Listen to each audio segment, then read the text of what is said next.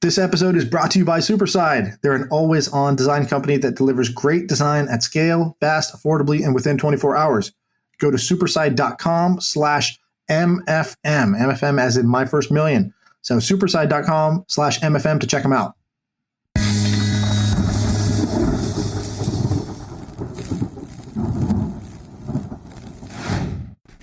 What's up, guys? Sean here.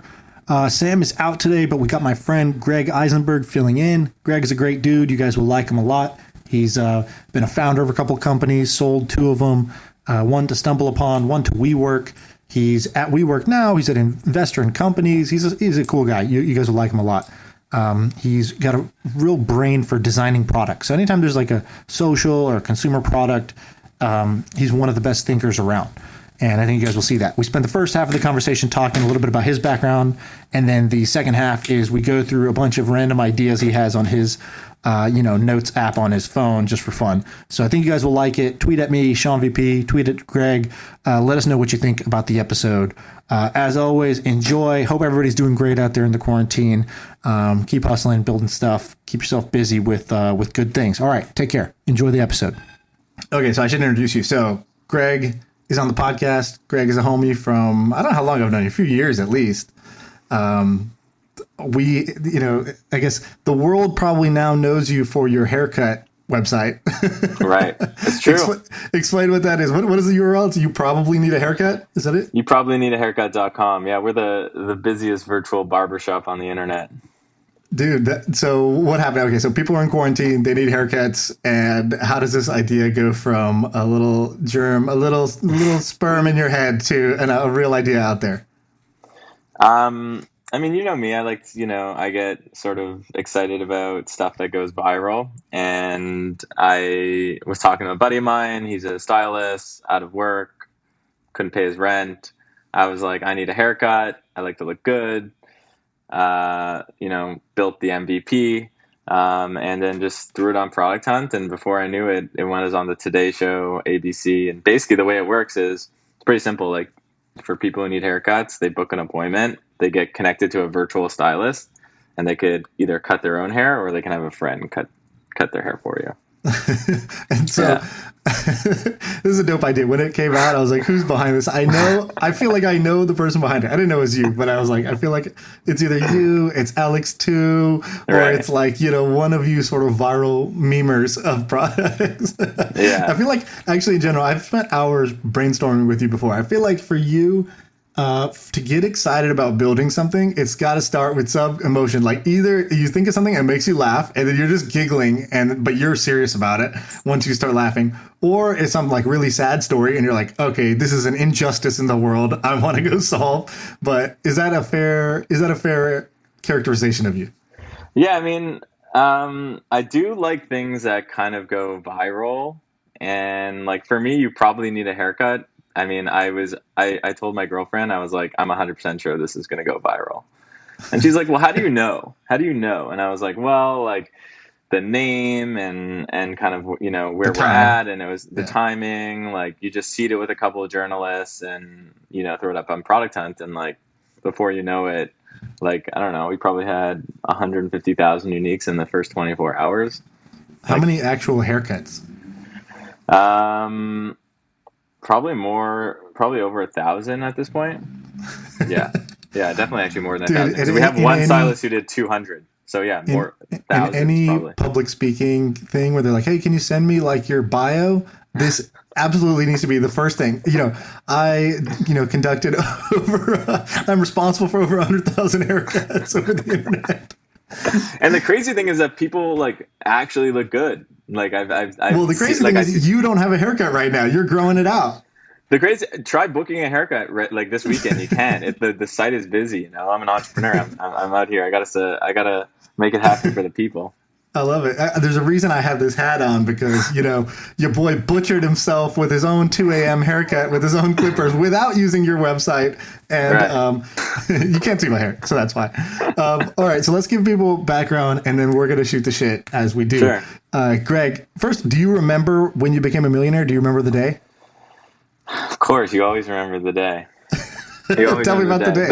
But I actually, like, Where I started actually, and I've never publicly said this, where I've started, I think you might know this, where I started to actually make a little bit of money was really as a teenager doing affiliate Websites. marketing Oh, affiliate. and That's right. in like the underbelly of the internet. Yes. And not a lot of people talk about, there's a lot of actually great entrepreneurs who actually came from that area. I think Julian Smith, who was in that era as well. But I actually remember 2008. I think it was my 18th birthday, and I was doing affiliate marketing. Basically, I was doing deals with, the eHarmonies, the Match.coms, and Zyngas, who were like, they were willing to pay you $3, $4, $5, $6 for every install you generated for them. And back then, there was this there's still arbitrage now, but there was this arbitrage where if you could, create a landing page and cost you $1 to get someone to install that game or get that lead to eHarmony, they would pay you $5. Right. So I would just figure out like kind of just some innovative ways to do it. One thing I did, which I invented, was the auto playing video pop under ad, which ruined the internet.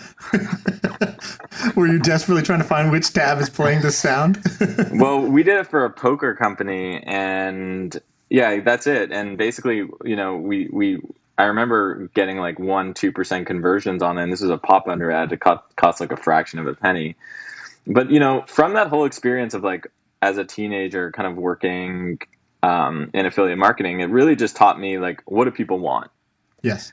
Because I didn't grow up poor or anything, but like my parents weren't giving me money to like go, and a lot of money to like go and buy the things that I wanted. So I was like, okay, I'm going to have to go out there and do it myself. And I ended up building, I put it like, okay, $100 a month on this landing page, 1,000, and it sort of grew. And you really pay attention if it's your own money.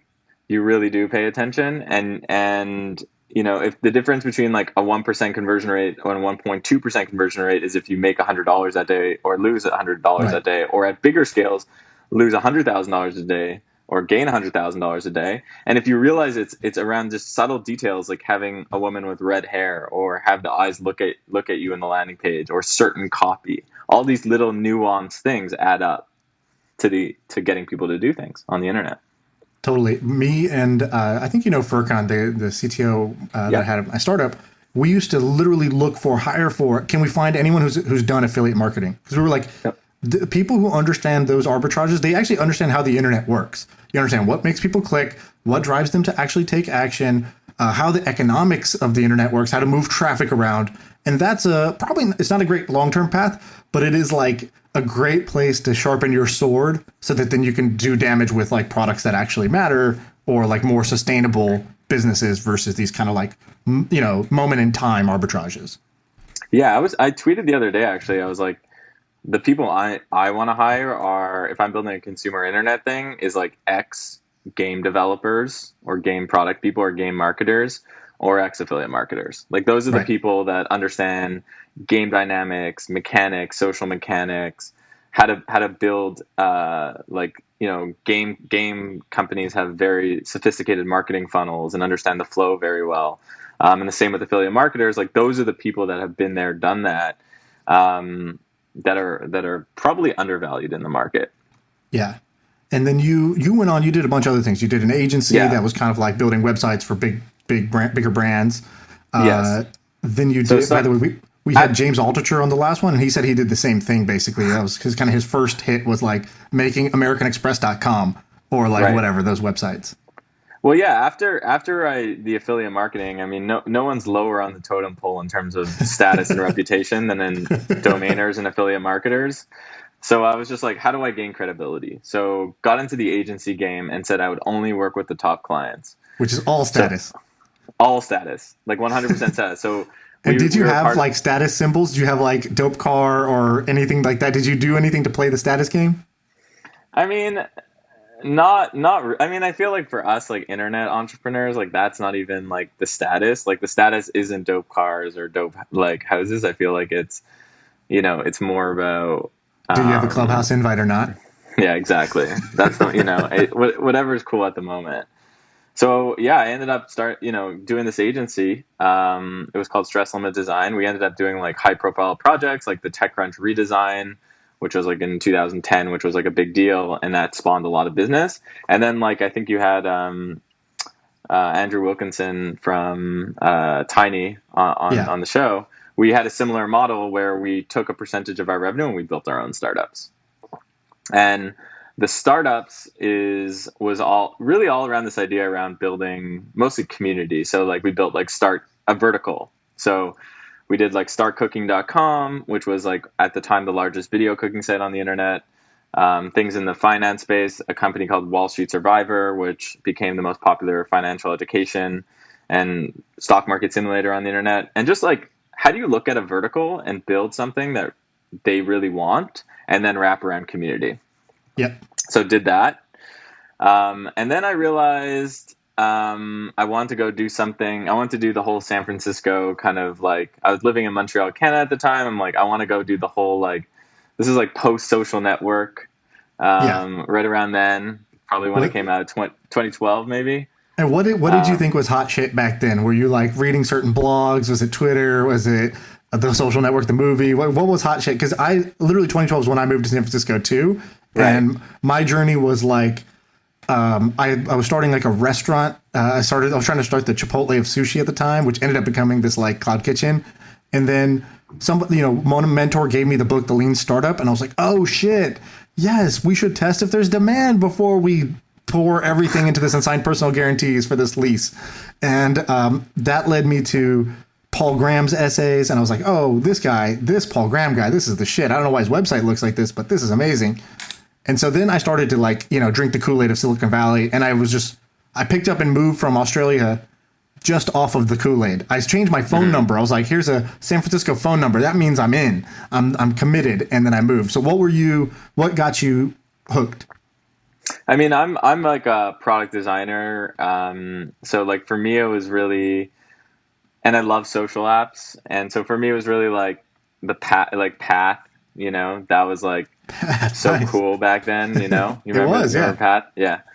So yeah, for those of you who don't remember, it was like kind of it was based on this idea around Dunbar's number, which is like a person only really has 150 relationships. So like, what if you designed a social network around 150 people, like private?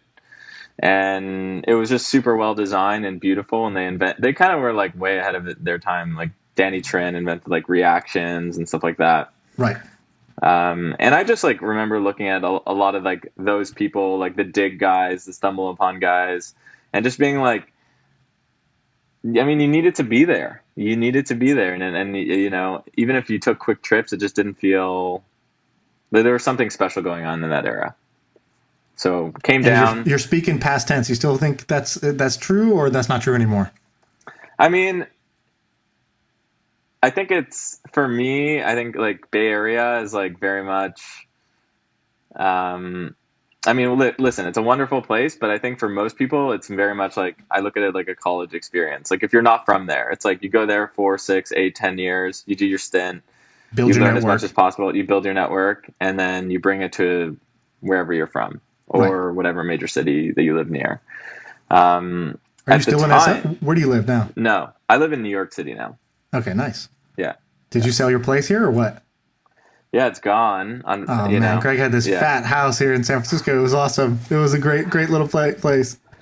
I mean, that was a crazy story. That was like a community. Like it wasn't even like it was my place, but like it was a community place. Like we threw so many events there, and you came to some, and it was like a co-working space. If instead of working, you just partied there. It was like a co-partying space.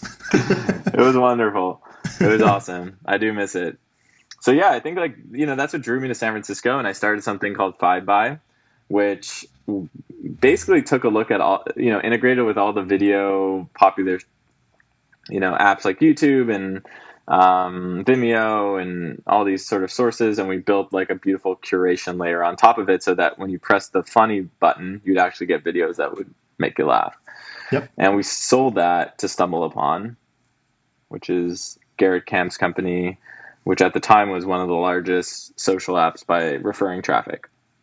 So you ended up being within reach of being able to invest in Uber, right? Because Yeah, you knew Garrett, and then yeah. do you remember the first time you heard that he was doing this Uber thing? Yeah, I mean, I don't remember exactly, but I remember when I met him, Uber was, it was a thing. It wasn't obviously what it is today, but Yeah, I definitely wasn't like, hey, like, take my money. right. Um, I think, but I guess you live and you learn. You live and you learn.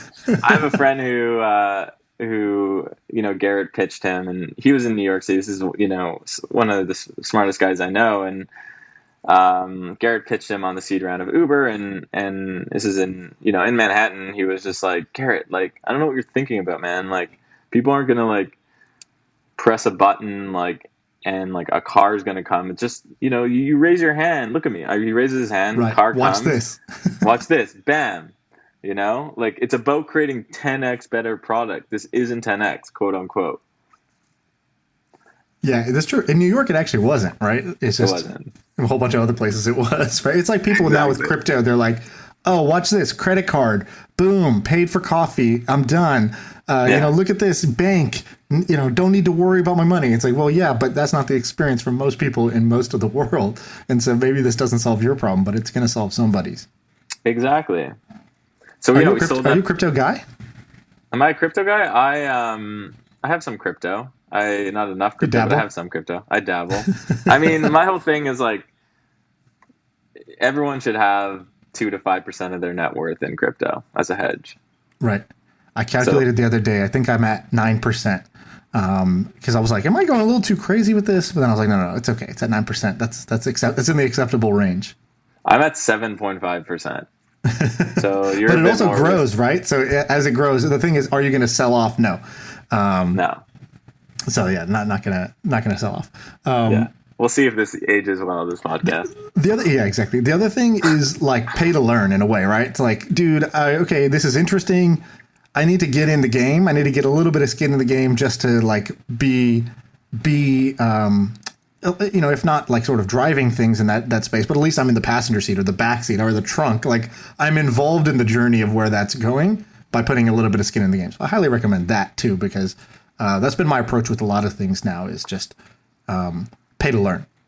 Right. Yeah, I think like for me, like I learn best when I'm just like pushed into the ground. Just like push me into the arena and like listen, like I've lost a lot of opportunity and I've learned a lot of things. And you just have to assume that you're in it for the long game and like life is long hopefully and that you have enough it's all about at bats. Like getting at bat, trying different things, build good relationships. In the end you'll be fine if you learn and if you have a lot of at bats. All right, this episode is brought to you by Superside. All right, so here's the deal. I'm incredibly impatient, like horribly, horribly impatient. And if I get an idea at midnight, by 8 a.m. the next day, I want it done. But that's really hard because if something needs to be designed, where am I going to find a designer at midnight to try to make this thing, bring it to life? I don't think I'm alone. Other startups, even huge companies, need design help fast, and they just don't have the internal resources or expertise to get it done. So, how do you get reliable design done without dealing with expensive agencies and lots of freelancers? You use Superside. That's our sponsor for this week. Just go to superside.com/MFM and tell them what you want. They have a team of designers that can get it done fast. They are 20 times faster than hiring a designer and 50% more affordable than a traditional agency. So if you need high quality design done fast, try Superside. Lots of fast growing teams that are stretched are using them already. Check them out, superside.com/MFM. I've used them before. I love them. Check it out. So we sold the business to Stumble Upon, ran it as an independent unit, and sort of helped out Stumble Upon as well. Grew that to like one of the fastest growing video discovery apps at the time. Left in 2015-ish and started Islands, which was based on this thesis around group chat is the new social network, and it was going to verticalize, and that you'd have a place to talk with your workplace friends. That became Slack. A place to talk with your gamer friends. That became places like Discord. And we focused on just the college market. So raised a couple $1 million on the idea, and away we went. And then what's your Yeah. story on how that ended up? So, um, the story is we sold the business to WeWork in May 2019. And I would have loved to have continued building it out. It had it had a lot of really good metrics. Like the daily active users would send between 30 and 50 messages every single day. Weekly active users would open the app 47 times per week. The average user would invite 2.1 people. It was a beautiful product. People loved it. So it had like engagement. It had and retention was 50% 45 day. So like that's that's like pretty damn good for a social app, above what you normally see. But like when I went out in the market to raise money, I wanted to raise a lot of money. And the reason I wanted to raise it is because we were seeing 5 to 25% penetration on every school we launched at within a couple of weeks. And we had all these metrics. So it was just like, hey, give us money so we can scale this to every college in the United States. But at the time, this is around Facebook antitrust type stuff. Twitter wasn't really like, innovating that much, or they had a lot of like, kind of like health of the product that they were doing. Right. Snapchat, the stock was at $5.90. Like social was kind of like, and House Party was flat. Social was kind of like no one wanted to look at it, and I could have raised $2, $3, $4 million to continue it, but like I was kind of like, I'm very much, and you are too, like very much like a go big or go home. Yeah. And I just figured, yeah, let's find a good home for it. You went home. I went home. Okay, gotcha. All right, so tell me what's got your interest now. So what are you doing day-to-day basis nowadays? So I am the head of product at WeWork, which is awesome, an interesting place to be. Yeah. I'm a co-founder of a product studio called Late Checkout, which spun up the you probably need a haircut idea, and among other ideas. Which is kind of a reincarnation of what we had with Stress Limit. It's part agency, part product studio. I've been an advisor for the last year and a half or 2 years for TikTok, which has been amazing to see because they've obviously grown tremendously. And so I've been keeping busy. Yeah. Okay. Nice. So people, when they listen to this, what they like to hear about is they like to meet interesting people. So I think that's check. And then the second part is the people who are listening are either current entrepreneurs in the market doing something, or they're people who have a job, are thinking about making the shift, or they're a college student thinking about making the leap. And, one of the things that we do a lot of is we sort of, guess and check or sort of pontificate on, why doesn't somebody solve this problem? Or wouldn't it be cool if you did this? Or, hey, that thing's working. What if you applied it in this other way? And so I'm curious, do you have, do you have like in your phone, do you have like a notes app of like startup ideas, half-baked startup ideas? Yeah, I have there's probably over 100 ideas here. I thought what might be fun, because you mentioned that just before, you're like, oh, hey, like, do you have any ideas? I have a notes file. I could literally just like, yeah, let's do it. We can play a game where I just go like this and just spin the wheel. Spin the wheel. Yeah, let's do it. All right, pulling it up. All right. Okay, some of them are like you had a couple of glasses of wine. No. I understand. All right, Metamucil for millennials. Okay. What about Metamucil does what? It's rehydrating, or it's like diarrhea, or what is it? Fiber. Okay. So I think the genesis of this one was, I think I love subscription-based businesses. I love businesses that are like repeatable. Right. People who take Metamucil take it every day, mostly, to get their routine. Yeah. Kind of in check. To be routine. Yeah. A lot of brands right now are just being kind of like rethought of with like obviously as D2C with like kind of a nice brand. Like I don't connect with Metamucil. I'll tell you that. Not at all. Yes. Maybe it just so it's like that's like a no-brainer. Yeah, I like that one. In fact, when I did a podcast with the guy from who created Soylent, and he was like, part of the original thesis was kind of like the, I forgot what the other shake is called, Ensure. It's like Ensure for millennials, and right. they don't market it that way, but they were thinking about it that way early on, and so Metamucil is another one. All right, I like it. I'll give that a solid 9 out of 10. Actually, you came out hot with that one. All right, spin again. Yes, yeah, All right. Secondopinion.com, when you need a second opinion on literally anything. Okay, these are So, experts giving you opinions or what? I don't know, man. Like, being an adult is hard, right? Mm-hmm. And we have to deal with it. And sometimes we need relationship advice. Sometimes we need, I don't know how to fix something. Like, you know, what I've learned from you probably need a haircut actually is that people are actually open to getting help and they'll pay for it.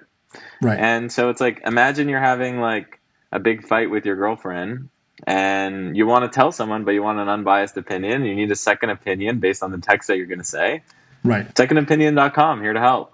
Great domain if you could get it. Okay, I like this. What vertical would be the best? That's kind of where this gets interesting to me because like where would you start? And maybe you actually just end there because it's Yeah. you specialize.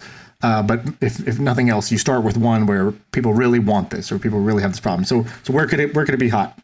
So a good framework for thinking about like how to think about consumer like internet products is like what is the thing that's going to get a lot of media attention, because you want free customers and you also you want free customers, and also word of mouth is the best customer anyways. Right. So like what's something like why don't you just reverse engineer what would be a good PR story? Like that's just one way to look at like MVP, right? It's Right. like what's the minimal viable press release So or somebody was story? doing this like for dating profiles, which especially as Tinder got hot, that was the time where somebody was like, "Oh my God, there's Tinder coaches. They'll give you a objective opinion on your profile and how you're coming across, and Right. you pay for it." And that's like actually a thing, and that worked. And that worked when there's like kind of the wave of internet.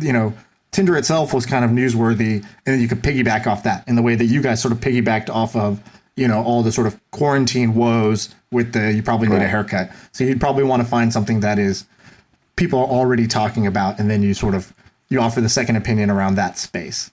Exactly. So, maybe, so one idea is like maybe you start with like relationship advice, because that's like Right. evergreen, that's always, but then you launch like the viral piece of it. Should I get a divorce.com? Or I was even thinking more on like you have to answer the why now, and the why now is like a lot of like single people are like, should I go on a date with this person, like an Right. in-person date, less than 6 feet, let's say, or should I make out with Right. Johnny? And then you press the button and it's like no, or something Right. like that. Like so I think like that's where it comes down to like like building little games, building little like nuanced things that like surprise people, delight people want to write about. Okay, I love it. Spin again. This is kind of like I'm going to give that one a 6.5 out of 10.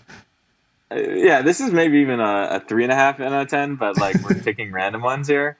Yeah. Text me a secret.com. And this is, I didn't do a full spin, so I guess it was related to secondopinion.com.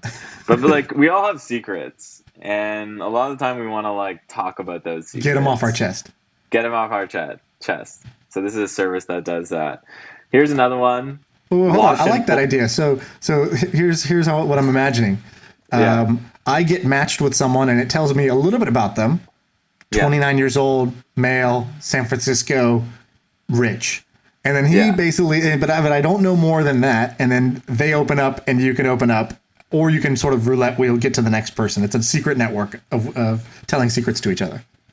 Yeah, man. And the business model is blackmail. It's genius. We'll make millions. We'll make millions. Exactly. I'm doing the Monty Burns, evil hands. Next idea, which is a bit more the opposite of this idea, more nice for the world, is a wash and fold for low income families.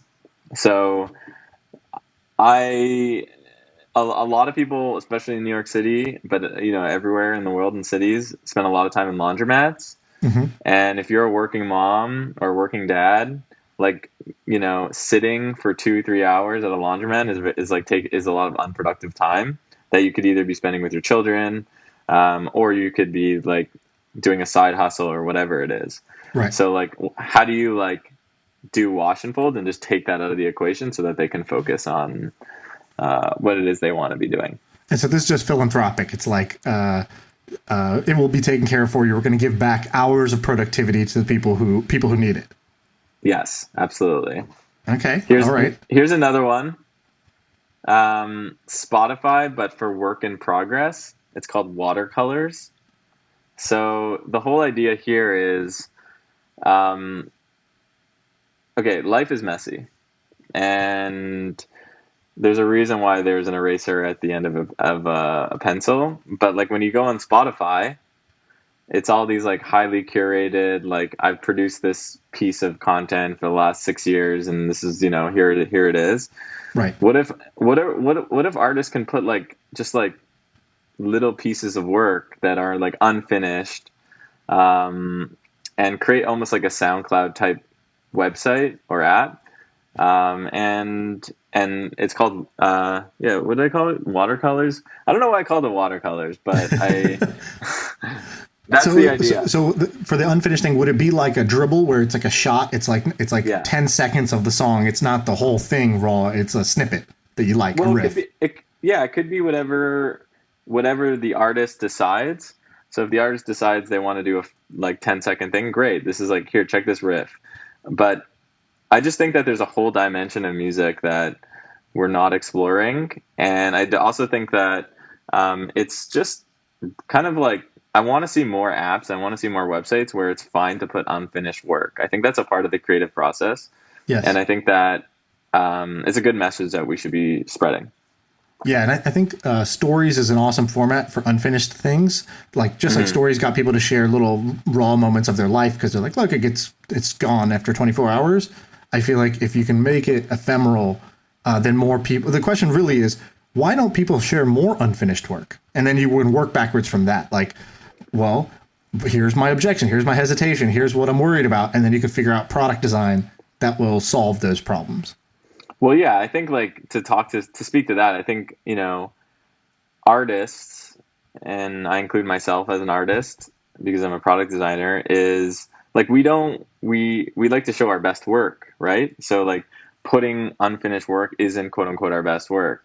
So I think like a part of this is like that's a big challenge with this one, but I think like educating the artist around like it's okay, like it's cool, like, and in fact, like if you're like an artist, hundreds of thousands of followers, or even like 20, like if you just have like 1,000 really engaged people, like they want to interact. Like I know this one artist, he has 2,000 followers, but like he posts on stories like little unfinished things, and I'm like, post more of this. Right. Yeah, I'm with you. I used to call it working in public, and then somebody sent me this link. I think Jessica Livingston or somebody was calling it working with the garage door open. I don't know who I was reading, but they were saying like, imagine your startup, you're starting in a garage, but what if you had the garage door rolled open? And like, what are the sort of serendipitous benefits you could have of putting your work out there in public? Mm-hmm. You want one more? You want a couple more? Yes. We can literally do this for hours. This is just a concept. So like, I just wrote, what are cool ideas that take something free and then you charge for them? Like, and then I put IG water, like water bottles. If you think of water bottles, right. Like no one was charging for water until someone was like, hey, wouldn't it be cool if like you can transport this water and like we would sell it? And then we can have like a luxury brand, and like you can have Evian, and it's going to be from France. And then there's this whole new category, like new categories. The founder of Gumroad tweeted the other day. He was just like, if you want to make $10 an hour, do you see that tweet? No, I didn't. So you want to make like $10 an hour, like go work for someone. You want to make $100 an hour, like charge companies or something like that. I'm butchering it here, but if you want to make $1,000 an hour. The point is, it was like, you want to make $10,000 an hour, create a new category and be like the leader of the new category. And I think like I'm always interested in like new categories, like virtual, barbershop, new category. Like, yeah, it may not work, but it might work. And if it works, it's going to work big. Uber, new category, like it's really just like a new on-demand, like using technology to bring a car to you, like new category, like boom. Yeah. For sure. So what's something that's free that could be charged for? So for example, water is a good example. when you first said that, my brain was like, oh, air. But actually, air is also charged for air purifiers, diffusers, things like that, humidifiers. There's ways that people have found a way to essentially charge for air in a way. They're post-processing it, but they're doing it. What else is free that could be charged for? So content is a big one. Or put another way, like, what are things that we take for granted as human beings that we can charge for? And that opens up a whole other set of products and services. And those are hard because those are blind spots, right? You have to actually think hard because they are just embedded in the world. You don't even realize that they're sticking out because you take them for granted by definition. Absolutely. And that's why, like, I was, before we were chatting, someone called me and was like, Greg, where do you see the consumer internet going? And I was like, this stuff comes out of nowhere. The stuff literally comes out of nowhere. There's like, you can look back in hindsight and be like, oh yeah, like we can connect the dots for these reasons. But I think like the dots are actually pretty messy to connect if we actually look at it. And I think like the best actually consumer businesses are kind of like somewhat random. They're somewhat random. It's based on like an entrepreneur just like being obsessed with Ben Rubin, for example, the founder of House Party. He's an architect. He thinks of, House Party is these rooms, sort of physical space, digital representations of these physical spaces.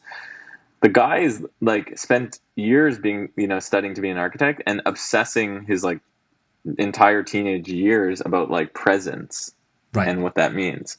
So like, it's not because that in like 2016 or whatever, or 2015, like live video was like important. Why, it was like, no, the guy's literally been like thinking about it forever, and he's like the expert in the world on it. Have you ever seen, there's this video of Evan Spiegel from Snapchat. He's in a kitchen and he's explaining Snapchat on like like a notebook, like just like a notepad of paper, and he's got like, he flips it 3 times and it's like those are his slides essentially. Have you seen this video? I have. It's actually, everyone should watch that. Everybody should go watch this video because he's taking, when you go through that, I've never met him, but he's such a, like, you just realize that he's amazing because he's able to distill a really quote unquote complicated sort of, like, he just makes it so simple. And I think the beauty of it is like everyone on his team could look at that and like, oh yeah, then they repeat it to other people. Oh yeah, what's Snapchat? Oh, it's so hard to use. No, actually it's so simple. Right, exactly. Yeah, the video is amazing. Even like, I just remember one detail in it on the product design. He's like, yeah, so he explains first, why it opens up to the camera so you could take a photo, and it's meant to be, he's like, basically photos today are thought of as memories. You take a photo and you're stashing it away for essentially your keepsake. He's like, but we use photos for communication. We just think if you send somebody a photo, it's a great way to communicate, what you're doing, how you're feeling. If you take a photo of your face, it's better than typing in many ways. So he's like, first, Snapchat is just using photos and videos for communication, not for memories. It's like, boom, insight 1. Insight 2, he's like, and then we created this thing called stories. And he's like, for stories, what we wanted to do, he's like, every social network is reverse chronological. So you open up your feed and you see sort of the latest thing first. He's like, but that's not how our brains are really wired. We communicate through story, and that's what we remember. And so, when you click on a Snapchat story, it starts from beginning, then it goes middle and end. And it sounds like obviously duh, but that was counterintuitive. Twitter was reverse chronological. Instagram was reverse chronological. Facebook was reverse chronological. Your email was reverse chronological. And so that was the, with stories, he's like, when we do it beginning, middle, end, you can, when somebody clicks your thing, they're going to experience it the way you are wanting to tell that story. And I was like, oh, okay, guy's a genius. Like, that's what that is. It's taking complicated things, making them simple, or taking things that seem simple on the surface and showing how much is actually below the surface, how much thought went into crafting that simple experience. Yeah, I think what I like about that is like he starts with the key insight.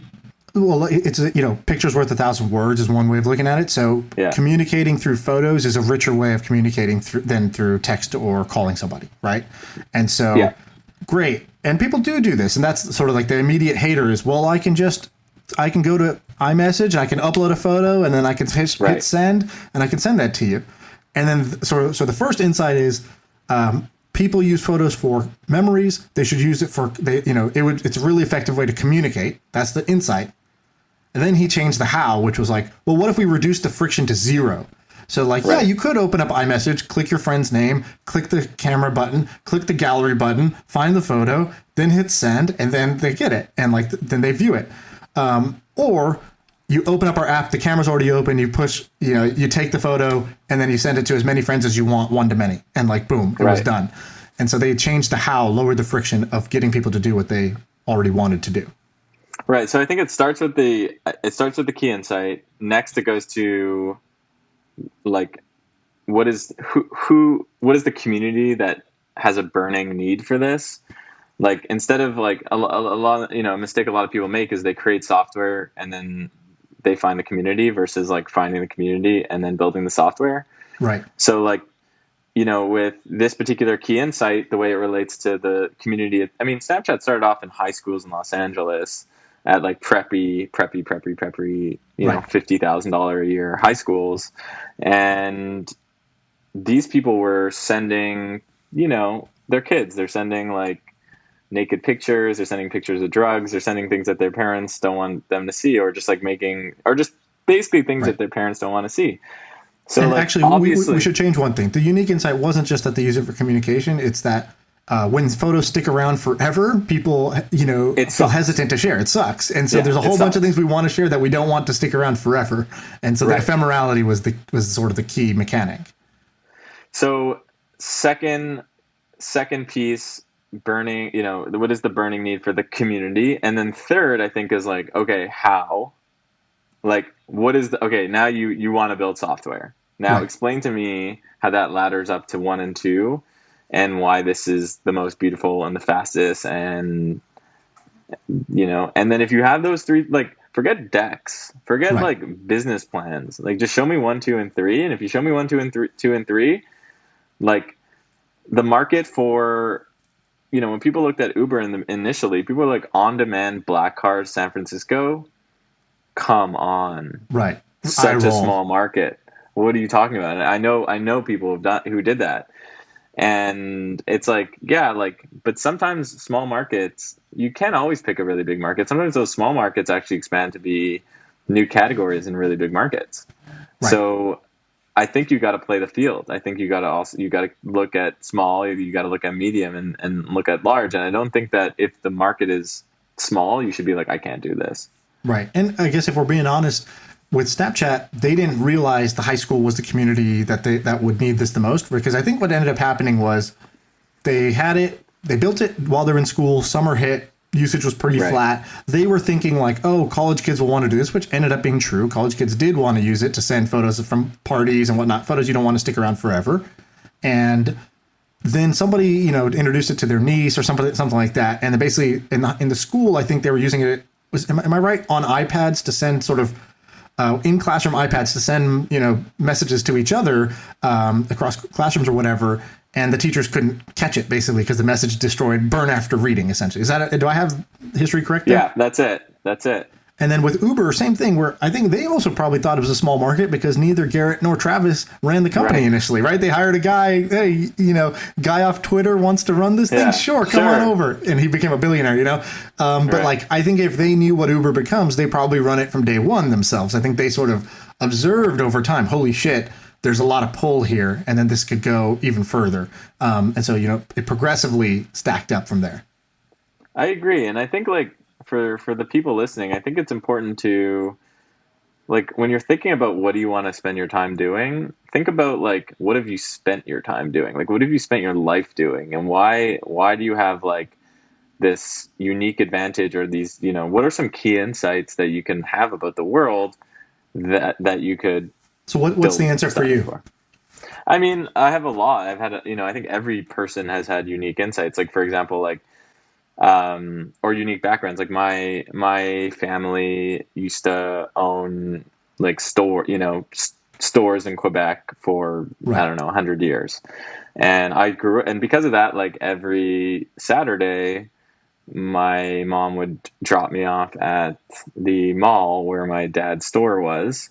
And I spent a lot of time in a mall, frankly, because my mom was there, my dad was there, and my dad was working, so I kind of like walked around. I got to know them all really well, and I learned I have a unique perspective on the world in terms of like commerce, in terms of like what does the mall even represent as like a meeting point for people to like, young people and old people, and why are they there, and like what are the types of restaurants there? Why is there a restaurant? Why is the food court here? Like why are things, how are things merchandised? I think one of the big reasons I became a product designer was because I saw that, if you put like a product by like, I remember like, yeah, basically like if you put products like near, the lineup, like people will buy them. And I was like, wow, Mhm. like the UI UX, the interface user experience of the physical world is a real thing. And that just led me to digital. Right. Yeah, for sure. So I like that. Basically, there's one school of thought, and I think this is the Paul Graham school of thought. This is where I cribbed this idea from. But he basically says, if you want to invent the future, just live in the future and then invent what's missing.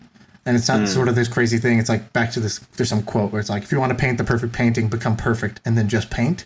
But Right. the idea is like, if you already do something in your lifestyle that is unusual, that is sort of forward thinking in some way. Maybe you're somebody who doesn't own your house, you rent, and you rent your car and you rent everything. Then the sharing economy is quite obvious to you, right? If you go and do couch surfing and you think that's normal, Airbnb is a normal idea for you, even though it's abnormal to others. But to you, you're like, no, I live in this future where this is true, right? I push button and my groceries appear. Not everybody does that today, but I live in that future where that exists, and I'm going to sort of enable that for more people. Right. And so one way of looking at it is what are things that are normal to you? It's normal to me to record something and have hundreds of thousands of people I've never met listen to me in their earballs every morning while they commute to work, and they feel like they know me. That's a normal thing for me, but not for most. But like maybe there's something that I could sort of make my normal for others. So that's one way of thinking about it. And what you said is sort of the counter to that, or the like complement to that, which is don't try to get interested in sort of new things to try to create a company. Look at what you're already interested in, the life you've already lived, and there's embedded insights and domain expertise and nuance that you understand because you lived that way. And then think, how do I start something that leverages those insights and that experience that I've already had? Yeah. And be mindful of the fact, like, oh, hey, like why do I love this piece? Like, why do I love spending time at the mall? Or like, why do I love looking at like how things are merchandised and stuff like that, and being like, wow, like I have an eye for that, and let your Right. imagination go wild and be like, oh, it would be cool if you could do this, like what if you could do that? And then that's when you start like, oh yeah, wouldn't it be cool if you can like create that Right. something? And that's when a business is created to fill that void.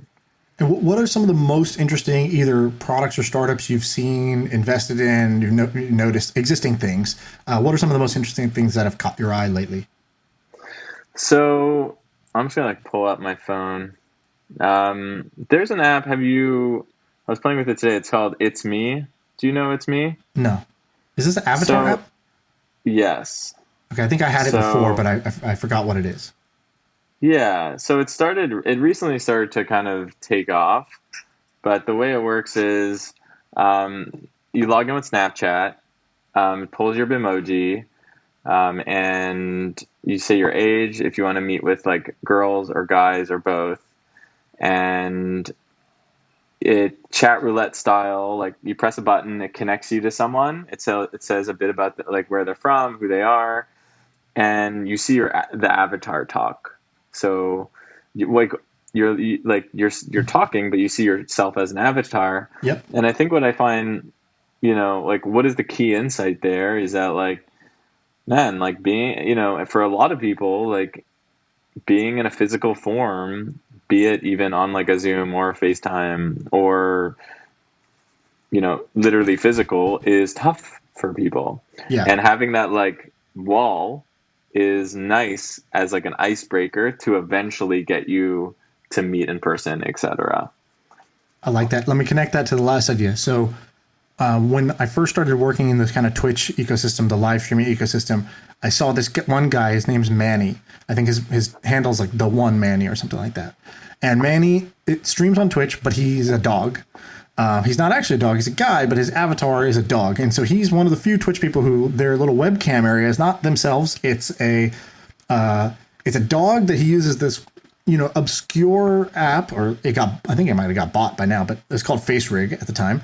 So FaceRig was this obscure app. You have to have a Windows machine, go on Steam, download FaceRig, pay $20 for FaceRig, then you get the dog, and the dog will mimic your head movements and your mouth movements while you're streaming. And so for him, he was like, oh yeah, this is way more comfortable for me than putting my own real face out there as the kind of the show. And so I saw that, and then I tried it, and I was like, wow, that really does make me feel way less anxious about kind of like performing if I just have this little, goofy looking dog as me instead of me. And so that's another one where it's like, okay, it took a lot of extra work. You had to go find this app, download it, pay money, blah, blah, blah, set it up on a PC. But once you've experienced the magic at the end of that, you're like, okay, magic is here. Now can I make this way less friction? I've lived in the future. I saw what life was like, and now I'm going to bring that back to the present and make it accessible to more people. And it sounds like these guys or guys and gals who are building this app might have done that. They might have made it way simpler for somebody to have that same experience. Yeah, absolutely. And it's simple, it's fast and magical. And I think what I like about it, and what I like about your story actually, is that like that dude was like, he was unique, and he was like, yeah, I'm going to do this. I don't care what people think. Like, this is what I'm going to do. And he like pushed the envelope and did something weird. And it turns out like weird things are actually like head turners. Right. And like head turners are actually create word of mouth, and word of mouth actually creates audience and creates buzz and creates all these things. So like same with Snapchat, right? Like, and it's obvious now that like a message would disappear, a photo would disappear, a video would disappear. But at the time, like that didn't exist. It's a new concept.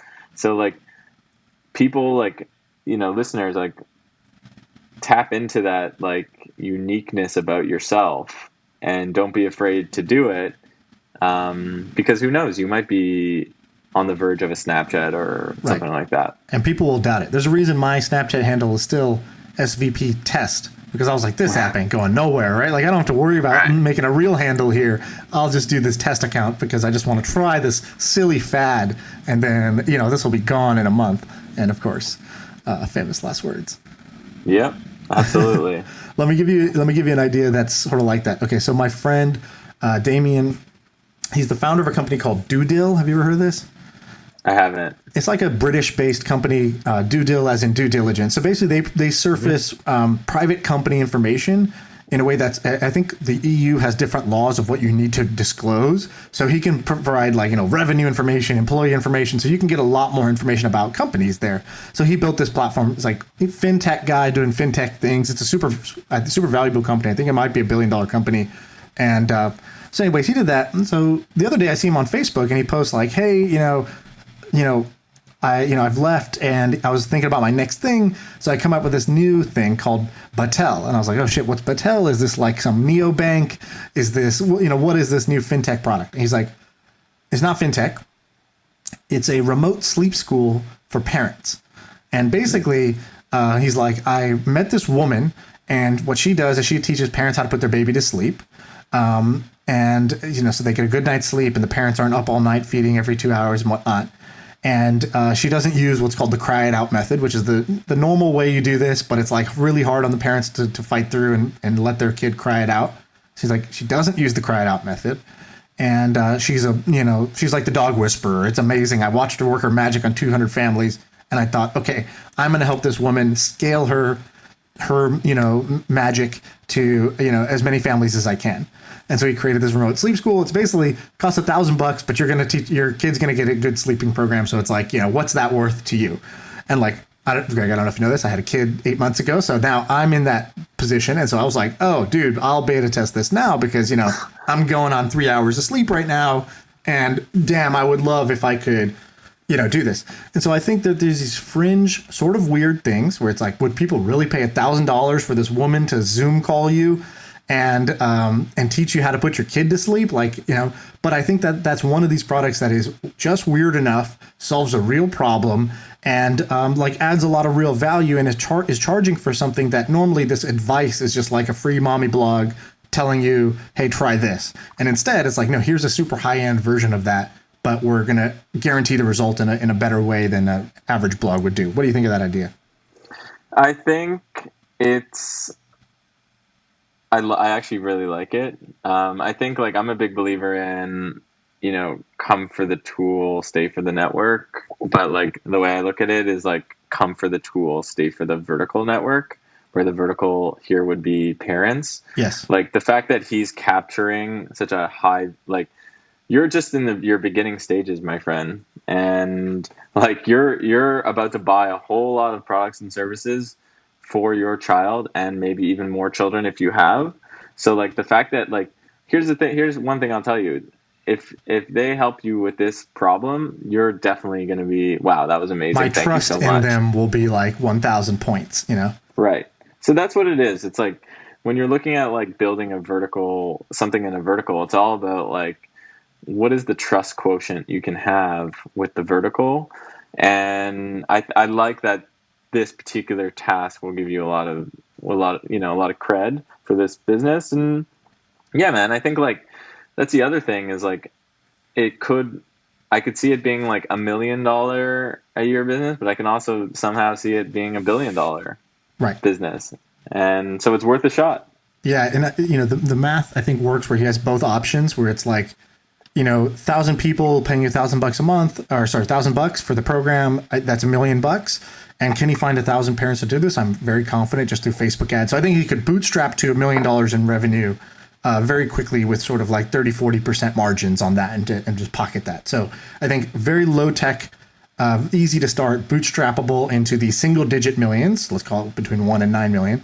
Or what you said, which is like, cool, if he thinks about this bigger, like how do I, now that I have trust with these parents and I've solved one problem for them, the problem they had during their first 7 months of their baby, how do I help them with their next phase and the next phase and the next phase and, could go bigger from there. So I like having those options on the table where it starts with sort of those humble beginnings and it might just be a great cash flow business or goes for the sort of home run. Yeah, man. Tell him to keep going. I will. Well, I don't think he needs my encouragement to keep going. That's the best entrepreneurs don't need any advice or encouragement. It's true. I remember I invested in Lambda School, and afterwards I was talking to my friend. We did it together, and I was like, "Here's 3 reasons. Here's what I want out of this investment." Because I was like, I don't know if this will make us money or not, but I want to learn about like this idea of this trade school thing for education. I want to hang out with the founder, monthly and be helping him solve problems. I think it'll be really interesting. And, lastly, I hope we get a return on this. And he replied, he was like, oh, all I care about is the return. Don't give a shit about the rest, but hey, to each their own. And on my end, I was like, and ironically, the return is going to be there, but for the first 2, like Austin doesn't need my help, doesn't ask for my help. If I text him something, I'm actually just taking up his time. And it reminds me of kind of what an investor told me, which is the best companies don't need us. That's the reality of the value add services, is that the best companies rarely need your help. And the worst companies, you can't save anyways. And so, there's some in the middle where you can help influence their trajectory.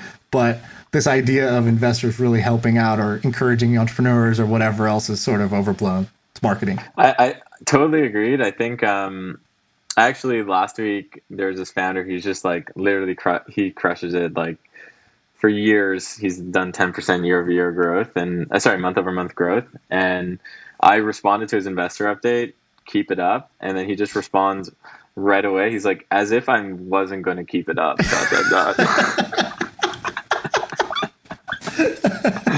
AKA like, that's thanks, amazing. Bro. Yeah, exactly. I was like, that's amazing. I just took a picture of myself smiling and sent it back to him. That's so good. That's great. All right, we should wrap up. We kind of went over time, but anything else? We do one last spin of the idea. Will let's get one more, then we're out of here. We'll do a quick one. Let's throw it. Notes. Boom. Okay. So this one is a quarantine-ish idea, but it could last beyond quarantine.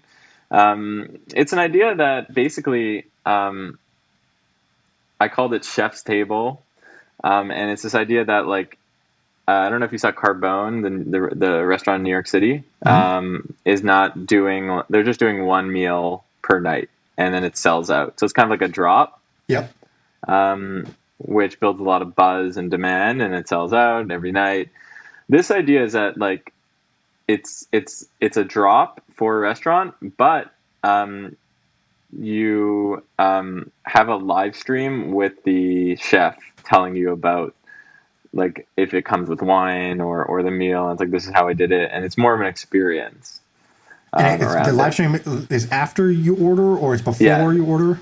So everyone, the way it would work is you would order it. Everyone would get the meal at the same time. I don't care if you want it Magically. at 7:30. You're How would getting you it do at that? 6.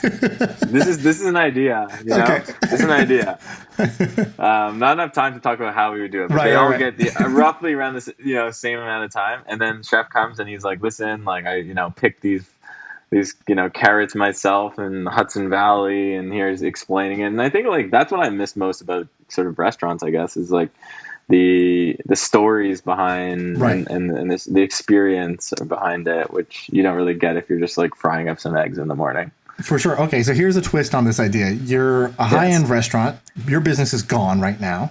Like you're a Michelin star restaurant. What are you doing? You can't do anything. And so here's your pivot. You go live on Instagram before the drop. So you go live before, and you're showing the prep. It's you're in the chef's kitchen. They're talking about it. They're drinking wine. And you're seeing it being prepared. And people, I think, like to see, as the show Chef's Table has shown, people like to watch high-end food get made, real skill, that sort of thing, as long as you have a personality with it. And then basically by the end of the 20 minutes, the meal is ready for the drop. The drop goes live, and it's it uses the new Facebook Shop thing that came out yesterday. You push the button, and it orders it basically, and this is like $100 meal. And it's the stuff you don't find on Postmates or Grubhub or whatever, which are all kind of like the bottom of the barrel. So you come in at the very top end of those, and it's like the delivery experience is going to be, the packaging is going to be amazing and whatnot, but you're going to get what you just saw on the IG Live. And so you do these like $100 or $150 drops, for high end stuff through the delivery network. But you can go live before to build up that anticipation, QVC, but for high end cooking.